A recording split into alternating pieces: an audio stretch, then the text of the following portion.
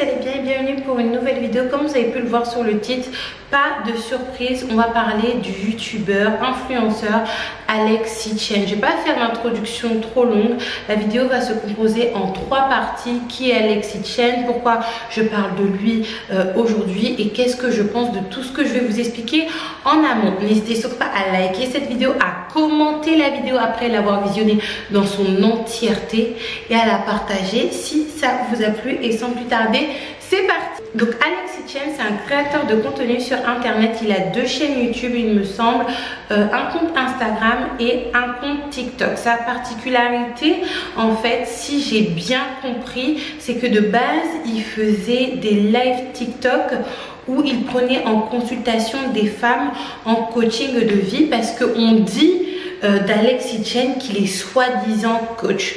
Première pause. Les personnes qui disent ça d'Alexis Chen, c'est que clairement vous faites preuve d'une immaturité intellectuelle qui ne vous permet pas de débattre dans un débat. Dans le sens où quand on parle des créateurs de contenu, youtubeurs, instagrammeurs, tiktokers, on est tous des soi-disant en fait. Et c'est justement la beauté de la chose en fait, parce que parmi nous, il y a des soi-disant youtubeurs, instagrammeurs, tiktokers qui ont réussi à construire quelque chose de colossal et à bâtir des carrières. Et pratiquement toutes les personnes qui sont sur YouTube, qui font YouTube de manière assez régulière, c'est leur métier. Et justement, c'est cet aspect self-made que l'on aime en fait. Rares sont les personnes qui ont des diplômes, qui sont certifiées coiffeuses, coach de vie, styliste, quoi d'autre encore, bricoleur, gamer. Rares sont les personnes qui ont un diplôme dans ça. Et vous savez, quand vous faites preuve d'une immaturité intellectuelle parce que justement vous êtes trop dans l'émotion, au lieu d'attaquer les personnes sur son propos, vous attaquez la personne sur ce qu'elle est. Mais en fait, en l'attaquant sur ce qu'elle est, c'est pas elle que vous descendez, c'est vous, parce que vous faites preuve justement d'une immaturité. Et donc du coup, c'est vrai que à travers ses lives et à travers sa manière de faire, sa manière de coacher et disons certains propos, il y a certaines choses qui ont beaucoup choqué. Avant de vous expliquer en fait justement ce que j'en pense et surtout des choses qui font polémique avec Alexis Chen, pourquoi je vais en parler aujourd'hui? Tout simplement parce que j'étais sur Instagram et qu'il y a quelqu'un de mon entourage qui a posté un réel d'Alexis Chen, et c'est pas la première fois en fait que je vois des réels d'Alexis Chen parler de sa manière de penser par rapport à l'assiduité, par rapport à la motivation, par rapport à la hargne de réussir, la niaque. Et moi personnellement, j'aime beaucoup sa manière de penser dans ce secteur là, parce qu'il est tout à fait à contre-courant par rapport à la mentalité française, que je pourrais comparer à une mentalité assez janséniste. C'est-à-dire que tu auras beau travailler, si tu ne fais pas partie des élus, tu ne réussiras pas. Et lui justement, c'est l'opposé de cette manière de penser. C'est pour ça que j'ai partagé ça sur Instagram et j'ai dit unpopular opinion, parce que je sais que il est quand même assez détesté sur les réseaux, notamment de la gente féminine. J'aime bien du coup ce youtubeur là. Je me réveille le lendemain matin et je reçois ce message là. Je vais cacher le pseudo de la personne, et justement c'est suite à ce message que j'ai décidé de faire cette vidéo pour vous dire vraiment ce que je pense d'Alexis Chen et de ces personnes là qui font preuve, encore une fois, comme par rapport au fait d'être soi-disant coach de vie, soi-disant coach love, de personnes en fait qui ont une sensibilité intellectuelle trop forte à un point où ils sortent des arguments pour contrecarrer des arguments, et là je n'en avais même pas donné pour le coup, en vous rabaissant, soit en discréditant votre travail, ou soit, et ça c'est beaucoup mon cas, quand vous êtes face à une personne où vous savez certaines choses, soit parce que vous le savez, parce que vous savez la Martine qui est petit, et puis que certains environnements où tout se sait, ou que tout simplement je l'ai dit, moi je dis beaucoup de choses pour édifier la population, mes petites doudous, vous utilisez ça en fait comme une arme, tout simplement. Vous savez, quand vous êtes une personne comme ça ne sert à rien d'essayer de commencer à débattre en fait, parce que encore une fois, ça montre votre faiblesse d'esprit. Et si on veut commencer à débattre de la vie privée des uns et des autres, voilà, la mienne et celle des autres youtubeurs est à découvert, mettez votre vie privée à l'air, qu'on puisse également débattre et voir qui est le mieux et qui est le moins bien. Mais je ne vais pas rentrer dans ces enfantillages et je vais vous dire justement ce qui fait polémique avec Alexis Chen et qu'est-ce que j'en pense en tant que femme, et surtout que je parle de manière posée et bien réfléchie parce que j'ai regardé quand même pas mal de ses vidéos. Qu'est-ce qui fait polémique avec Alexis Chen et pourquoi toutes les femmes sont révoltées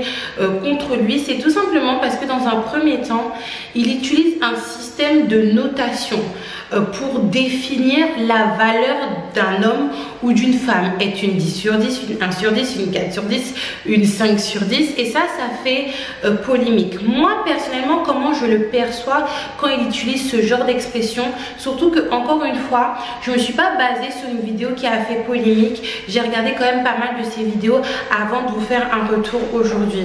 Moi personnellement, ça ne me choque pas tant que ça. Pour moi, le système de notation représente tout simplement en fait le fait de évaluer si un individu, et quel que soit le domaine dans lequel on parle, si la personne a tous les critères requis par rapport à l'environnement en question. Par exemple à l'école, et c'est la manière la plus simple de le voir, on va tout simplement évaluer si tu as tous les critères d'apprentissage.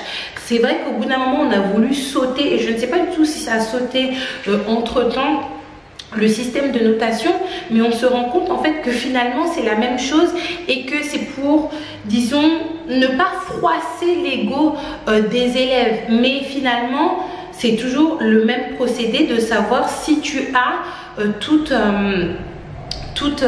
les critères d'apprentissage requis. Et bien par rapport à Alexis Chen, en fait c'est la même chose, c'est par rapport aux critères du domaine de l'environnement en question et de savoir si la personne en question qui est notée a tous ces critères là. J'ai pas eu vraiment l'impression que c'était son avis personnel.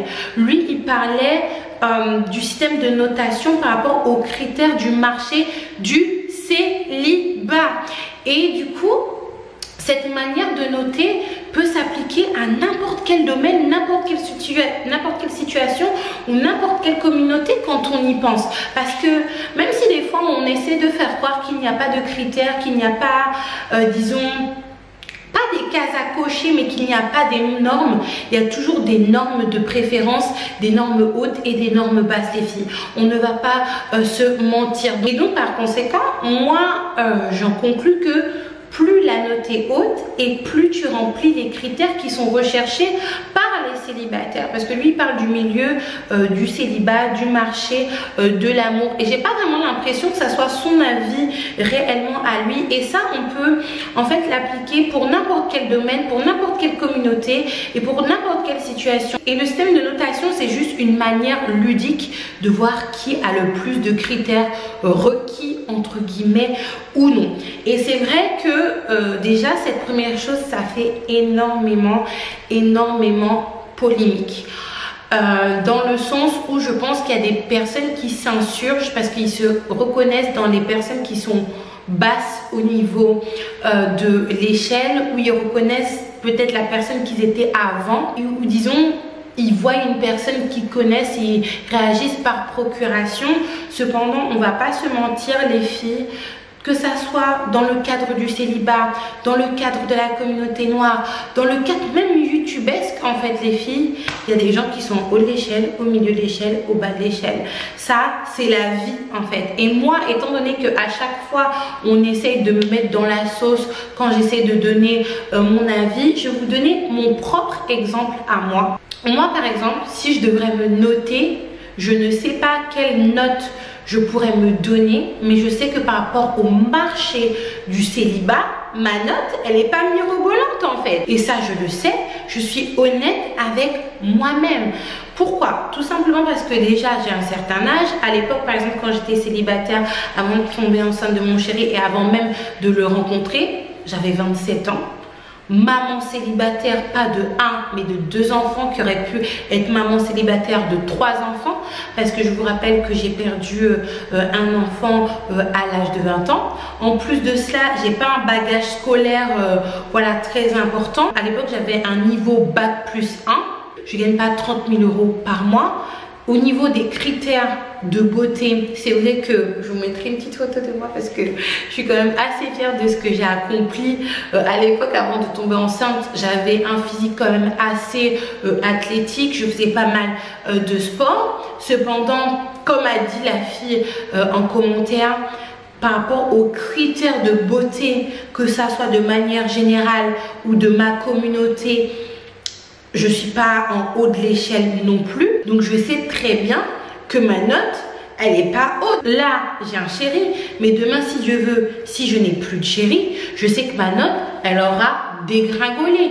Pourquoi? Parce que j'ai repris du poids, je suis un peu moins athlétique, je suis passée de 2 à 3 enfants.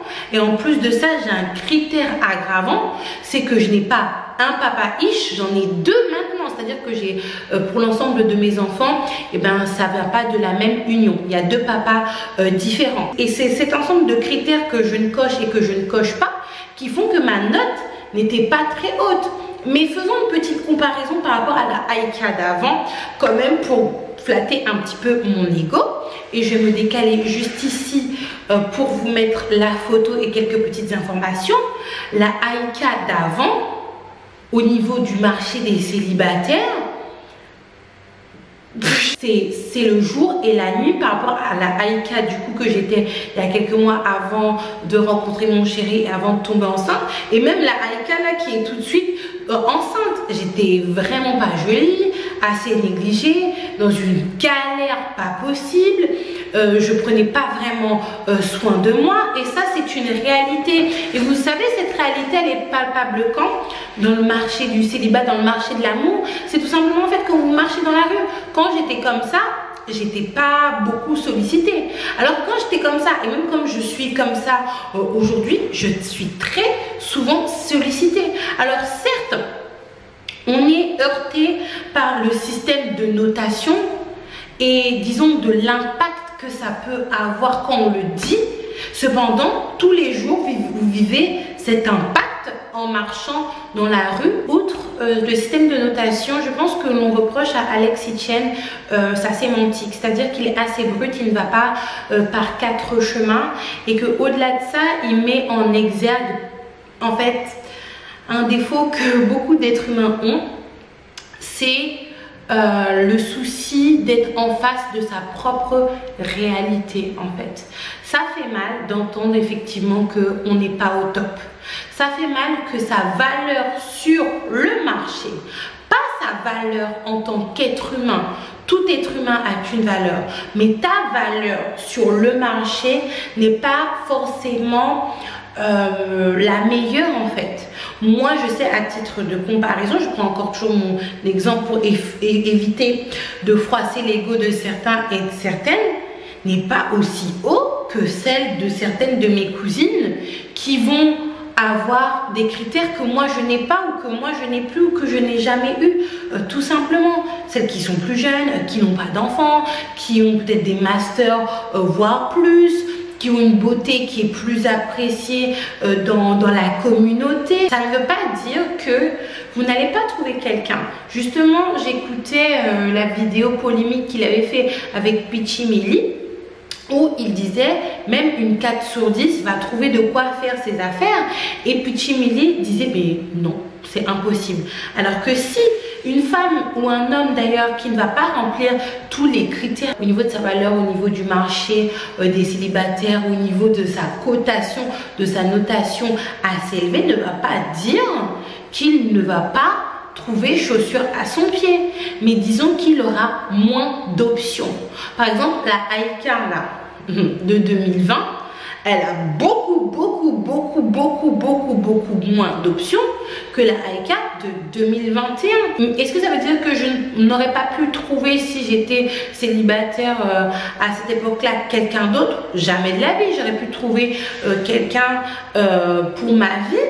Cependant, j'aurais beaucoup moins d'options, et disons beaucoup moins d'options de qualité entre guillemets. Et vous savez les filles et les garçons, par rapport à cette réalité-là, il y a plusieurs options qui s'offrent à vous en fait. Il y a des personnes qui sont conscients de leur réalité et en phase avec leur réalité et en accord avec leur réalité. C'est-à-dire que c'est une personne qui va être une 4 sur 10, 5 sur 10, 3 sur 10, mais qui va tout à fait être bien dans son 3 sur 10, dans son 4 sur 10, dans son 5 sur 10 et qui ne va pas en fait demander plus et qui va être heureux et épanoui dans son propre domaine, son propre cadre de vie et dans son cadre amoureux en fait. Même dans sa peau, dans tout ce que ce 3, 4, 5 sur 10 peut représenter. Tout le monde n'a pas forcément l'envie et l'ambition de grimper au-delà du 4 ou du 3. Et vous savez, au-delà de ça, votre réalité d'aujourd'hui n'est pas forcément la réalité de demain. Vous savez, moi quand j'étais dans cet état-là, je n'aurais jamais pensé pouvoir être dans cet état-là. Ou même juste cet état-là, alors que je vous rappelle que je suis enceinte. Ça se voit pas trop, mais je suis quand même bien enceinte. Même si je suis pas au top. Et vu comment c'est parti, je ne pourrais pas, je pense, être une 10 sur 10 par rapport aux critères de la société, au niveau voilà, du célibat, au niveau de ma propre communauté, au niveau même du YouTube game, des choses comme ça. Cependant, j'ai eu ma petite évolution. Et de la même manière dont vous étiez une 10 sur 10, vous pouvez finir à être une 4 ou une 3 sur 10. D'accord? Donc rien n'est figé dans la vie et il ne faut pas être braqué parce que peut-être vous êtes dans une situation d'infériorité entre guillemets. Autre chose, et je pense qu'on va finir sur ça, ce qui a été mis en exergue grâce à ces vidéos les filles, en fait c'est le fait que vous n'assumez pas, on n'assume pas que les hommes aient des critères. Je vous explique et je vais vous donner des exemples. Nous-mêmes en tant que femmes, on a des critères, que ce soit des critères physiques, des critères financiers, et après il y a des critères qui sont personnels à chacune. Cependant, je pense que la plupart, on souhaite tous, voilà, un garçon qui soit plus grand que nous, qui sait au minima s'assumer, et puis tous les critères clichés que l'on peut trouver chez la femme en fait. Et bien c'est la même chose chez les hommes et il ne faut pas crier au loup, à la misogynie et je ne sais quoi quand un homme s'exprime par rapport à ses critères, sa volonté et ce qu'il recherche et au-delà de ça, pas forcément lui, mais ses congénères recherchent. Vous savez par exemple, il y a des propos qu'il a tenus. Par exemple sur les personnes en surpoids ou en obésité, moi-même je vous l'ai dit et j'ai pas du tout reçu les mêmes réactions d'être entêtée sur Twitter, de se soulever, de m'insulter, de grossophobe. Moi je vous ai dit et j'ai assumé que personnellement pour moi, pour ma vie, je ne souhaite pas être avec une personne obèse parce que ce n'est pas mon goût et que au-delà de ça, en fait, j'avais peur qu'avec une personne obèse et avec des habitudes qui te permet de rester ancré à l'obésité, que je reparte dans mon obésité d'auparavant et je vous l'ai dit à plusieurs reprises. Même par exemple, il y a Lucille Joseph qui avait dit qu'elle ne pourrait pas être avec quelqu'un qui a la même hygiène de vie qu'elle, qui fait du sport, qui prend soin d'elle, etc. Ça n'a jamais fait polémique. Mais un homme qui dit la même chose, en fait, on va l'insulter de misogyne, de grossophobe, etc., etc., etc. Les filles, vous devez avoir des critères, c'est important. Les personnes qui sont sans critères comme moi je l'étais avant sont des personnes qui vont se casser la figure. Et ils ont, en plus, le manque de critères vient avec le manque de confiance en soi et le fait de ne pas connaître sa valeur. Tout ce micmac explosif va faire que vous allez vivre des expériences assez très déplaisantes et très traumatisantes, je vais pas vous mentir. Donc c'est important que vous ayez des critères. De la même manière dont je dirais à ma fille Ariel d'avoir des critères et d'avoir ses propres critères, même physiques, tout ce qu'elle veut, et bien c'est la même chose que je dirais en fait pour Joshua, tout simplement. Si demain, si Dieu veut, par exemple, prenons mon exemple encore parce que j'anticipe les réflexions que l'on va me faire. Imaginons Joshua à 25 ans. Et on a une discussion où il me parle de ses différentes conquêtes et il me fait comprendre qu'il ne préfère pas être avec une maman célibataire, alors que moi, sa maman, j'ai été maman célibataire par rapport à lui et sa petite sœur. Je vais totalement l'accepter, je vais totalement le comprendre et je ne vais pas commencer à crier à la discrimination des femmes célibataires. Non, c'est ton critère et ça fait partie des critères de beaucoup d'hommes, comme il y a des femmes par exemple, et les hommes ne se soulèvent pas pour, disons, faire de l'émotion par rapport à ça. Elles sont rédhibitoires par rapport aux hommes qui ont déjà des enfants. Et les hommes qui ont déjà des enfants, c'est, comment vous dire, ça a l'air au premier regard plus facile parce que la plupart du temps ils n'ont pas la garde de leur enfant et les enfants sont la plupart du temps chez la maman. Et il y a des filles qui sont rédhibitoires par rapport à cela, mais on ne leur dit rien. Mais par contre le contraire, on commence à beaucoup parler, à dire que oui, on peut être maman, mais quand même avoir des qualités, etc. etc. Ben oui, on peut être papa et avoir des qualités aussi, mais eux, ils n'ont pas besoin de faire valoir tout ce qu'ils sont en train de dire, ce que vous faites. Nous, les filles, nous faisons. N'hésitez surtout pas à me dire ce que vous en pensez, les filles. Moi, il faut savoir que pour la petite note de la fin, je regarde beaucoup de contenu comme ça, c'est-à-dire qu'ils sont à contre-courant, qu'on pourrait en fait directement sauter au cou de la personne justement qui a fait ce contenu là. Mais moi j'essaie vraiment de regarder le contenu, de le digérer et essayer de débattre un petit peu toute seule comme si je débattais avec la personne. Donc voilà les filles, n'hésitez surtout pas à me dire ce que vous en pensez en toute transparence, en toute gentillesse et dans le plus grand des respects, sans faire des jugements de valeur bien évidemment. Moi je vous fais un gros bisou et je vous dis à la prochaine.